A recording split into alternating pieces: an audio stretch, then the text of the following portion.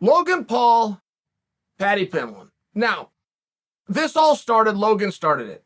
Logan said, I want to fight. I want to fight in the UFC. I want to fight Paddy. Paddy's got a big mouth. I got a big mouth. The fans will eat it up. That was it. He didn't try to sell you anything. One thing that I've always appreciated about the Paul brothers, they do not try to sell you. They will tell you up front what we're doing. Logan, very matter of fact, said, I am huge compared to him. I've done jiu-jitsu. Logan was a state placer in Ohio in wrestling. Very good wrestler. Ohio's very, very hard. You placed in the top 6 in Ohio. You did a good job. And we know that he's got hands. We saw him do boxing with Floyd, right? I mean, there's something there. But we can never get them to fight. That is never in a million years going to happen. As much as I appreciate Logan saying, I've got the size out of him, much like I did with Mayweather. Me and Mayweather worked. It was very straightforward. He's better. I wouldn't pretend he's not. I'm bigger. He can't pretend I'm not. I'm going to bring that same concept, and I like it against Paddy. Now, that's just not what Dana does. I would do it. If I was I would do it. And so would any other promoter. You have to understand that when Dana only puts on things that are serious, that are meaningful, that matter, that bring you either championships or championship contention, he does nothing else. To get to that spot, it is so hard. Look at what Dana went through. He lost $40 million building that roster. He was putting on 6 events a year before he's putting on 50. I mean, to be able to lay out a calendar of a year, to have 556 guys under contract, and to be able to do meaningful fights, it is nearly impossible to get to that spot. He is the only promoter that has ever reached that spot. But it's also why things are different. So any other promoter is going to have the same mindset that Chael has. Oh, yeah, whatever's fun, whatever works right now in this moment. We'll set up the tent, we'll pop the popcorn, we'll set up the show. Whatever works in this moment, we'll worry about next week. I grew up on a promoter named Don Owen. Don Owen was as good of a promoter as they come for a local and regional event. He put on something called Portland Wrestling. He got it televised. He did it at the Portland Sports Arena. He sold out every single Saturday. It was $10 a tickets, and kids get in free, and the first 100 get free popcorn. I mean, he was doing an extravaganza. He was doing it every single weekend, but it worked for the duration of his life. When Don Owen passed away, Portland Wrestling was done. It went from a sold-out, televised event. His own referee, Sandy Barr, tried to pick up, to take all the things he learned from Don. It bombed. Don Owen's own son stepped in to run Portland. They were never on TV again. It is a long and distant memory. But he did understand things from the perspective of what I'm talking about, which is whatever works in the moment. We will worry about next week. Tonight, we're selling out the following Saturday, and we're only a week ahead. I think that Logan and Paddy works. I do. It won't happen in the UFC, and I understand that. And guys that want to fight keep on going in the opposite direction, which never happens, which is, well, then let's go box.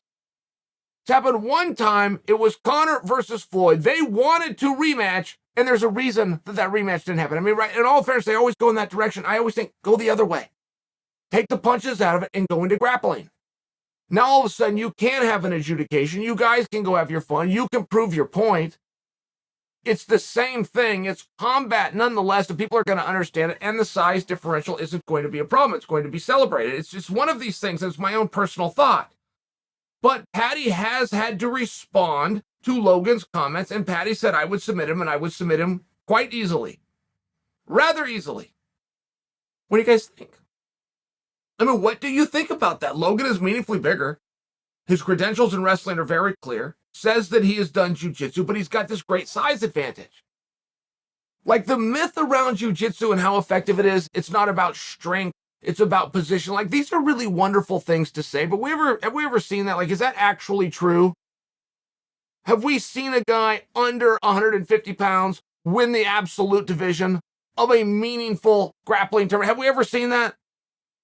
I saw Dan Severn, who I know personally, who had never done a day of jiu-jitsu, go a half hour against Royce Gracie. And Royce beat him, and Royce weared him down, and Royce got the win. I'm just sharing with you the reason that Dan made it 30 minutes and was able to go in a realm that he had no training with one of the best ever was just size. Size does matter for sure. Strength does matter for sure. Like, Logan versus Paddy is interesting to me. It just is. I just want to know what you guys think. Do you think that Paddy, just because he did some MMA, and has done more jiu-jitsu could submit Logan and submit him easy, because Paddy's saying that he could do it in an MMA contest. It's very hard to submit somebody when they're punching at you, when they're dropping elbows on you. It's extremely hard to do. Rickson Gracie himself said, you're a black belt till you get punched in the face. Then you're a brown belt. You get punched twice in the face, you're a blue belt. You get punched 3 times, you're a white belt. I mean, there's a real truth to it. So what if we just did grappling, just pure grappling? Logan versus Paddy, they're going to go grapple. Are you confident? Because a moment ago you were. A moment ago when I told you they're going to fight, and you were confronted with the information that Paddy said I would submit him, He didn't say I'd knock him out. He didn't say I'd beat him. He said I could make it the distance. I could TKO him. He said specifically I would submit him. What if we made that even easier? What if we made that even more likely? We took the strikes out completely and we just had them grapple. Do you still feel just as confident? Because you should feel 5 times more confident. You should be absolutely certain. If he could submit him in MMA, then of course he could in grappling. It's one of these things that's interesting to me. I would like that. That's not what they do in the UFC. But it is what you could do on Fight Pass, for sure. You can do all sorts of fun and silly things if you wanted. If you had 2 guys that wanted to compete. This wasn't about fame and this wasn't about money. It was about straight line competition. I have thoughts and an idea. You have thoughts and an idea. Let's bring them together. We'll let the world watch. I mean, that's a very real thing. There are still competitors out there. You're looking at one. I didn't need the money or the fame or I wanted to prove a point. Whether it was to you or to myself or to him.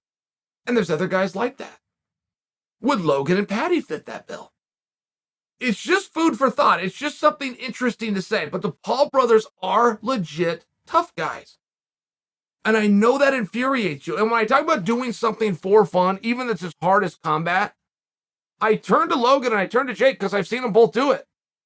I saw Logan fight. They called it spar. They called it practice. He fought Paulo Costa. He got knocked out. He was excited and happy when he got in there. He was excited and happy when it was going on. He was excited and happy when he woke up. He's a tough guy. I watched Jake fight. They called it sparring. They called it working out. It exists today on YouTube. I watched him fight AJ Agazarm. He was happy when he got there. He was happy when it happened. He was happy when it was done. He didn't have money. He didn't have fame. He didn't have pay-per-view. He didn't have posters. He didn't have build-up. He didn't have an audience. He wanted to see. He's a legit tough. There's a level of craziness that you have to make it in combat. You can look as nice as you want. You can speak as calmly into a camera wearing your fancy suit. Underneath that is a dirty, rotten fighter, just like me. And I'm telling you, the Paul boys qualify. And they go back and forth. They can have this little fun with Paddy, see what you guys think. It's never going to happen. It's never going to happen within the UFC specifically. I'll make the match right now. I mean, I'll just share with you. I will make the match right now. If these guys truly want to do this and they're truly confident and you truly believe that your guy's going to win. And I'm not suggesting for you that Logan is going to go out there and beat Paddy. Maybe Paddy does submit him and maybe he doesn't do it quite easily, but maybe not. Hoisting it quite easily submit Severn. Size does matter. A guy with an understanding. All Logan has told us about his jiu-jitsu career was that, yes, of course I've done jiu-jitsu. That's exactly how he answered the question. Dana asked him straight up, have you done jiu-jitsu? He said, yes, of course I have. I don't know what that means. I don't know to what extent it is. I know he's a rough guy. I know he likes to get in the mix. I just want to know what you guys think. I'm not about to go sign this match. I'm not working on signing this match. I'm just sharing with you. There is a way when you stop talking crazy, when you stop talking silly and you want to just come right down to it, the same as when Logan wanted to go and work out with Paulo Costa to see what happened, or Jake wanted to get in there with AJ Agazarm with no experience just to see what happened. I like those kinds of things. Those kinds of things interest me. I'm just asking you a question. Does that interest you?